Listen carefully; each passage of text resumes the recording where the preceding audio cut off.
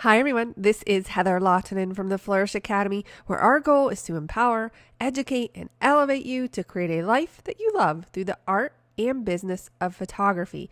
In this video, we are going to explore the differences between shooting in RAW versus JPEG. But first, make sure you check out our sponsor, ymcamera.com, for all of your photography needs. RAW files are proprietary to the camera manufacturer. For instance, if you shoot Canon, you would see .cr2 for your RAW file or Nikon.nef. And this is compared to the standard JPEG format. JPEGs are compressed, which makes them fairly small in size, but also lower in dynamic range. RAW files are uncompressed, which means you have the complete data from the camera's sensor, which makes it higher in dynamic range, but yes, the file sizes are significantly larger. You can't print RAW files. You have to export or convert them to JPEG for printing, which means they're not immediately suitable for sharing or posting on the web.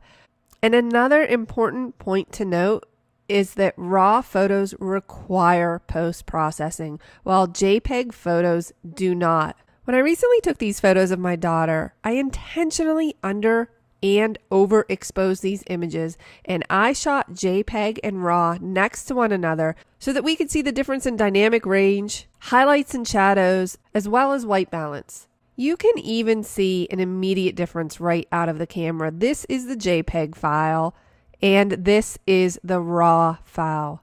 You can see that the JPEG is a little bit harsher and has more contrast. I'm going to press J on my keyboard to reveal the blown highlights.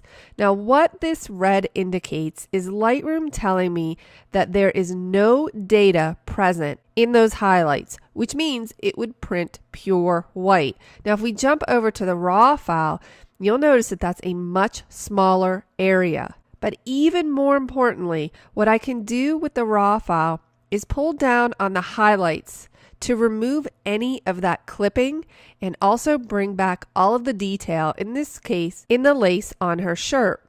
If we jump over to the JPEG and we pull down on the highlights, well, you'll notice right away that Lightroom isn't showing us the clipping anymore. But if we zoom in, there's absolutely no data in these blown highlights.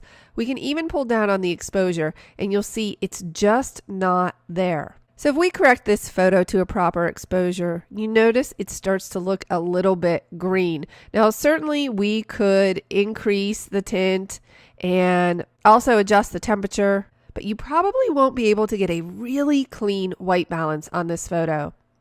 Compared to the RAW, when I pull down on the exposure, the color still looks really good. And if I wanted to make any adjustments, I could, but I really don't think I need to. I think it looks pretty good. So here is the JPEG file with adjustments and the RAW file with adjustments. Let's zoom in to take an even closer look. This is the RAW. And this is the JPEG. You'll notice she also has blown highlights on her cheeks that you just can't get back. And that's because those highlights have been clipped in the JPEG compressed file. Now let's take a look at the underexposed photos. We can press J on our keyboard to see if there's any clipping in the shadows. I don't see any blue clipping, so that's fine. But let's pull up on the exposure in order to correct this image. And let's do the same thing with the RAW file. And again, you can see the difference in the contrast, in the shadows. You could come into the JPEG file and adjust these to make it look a little bit better,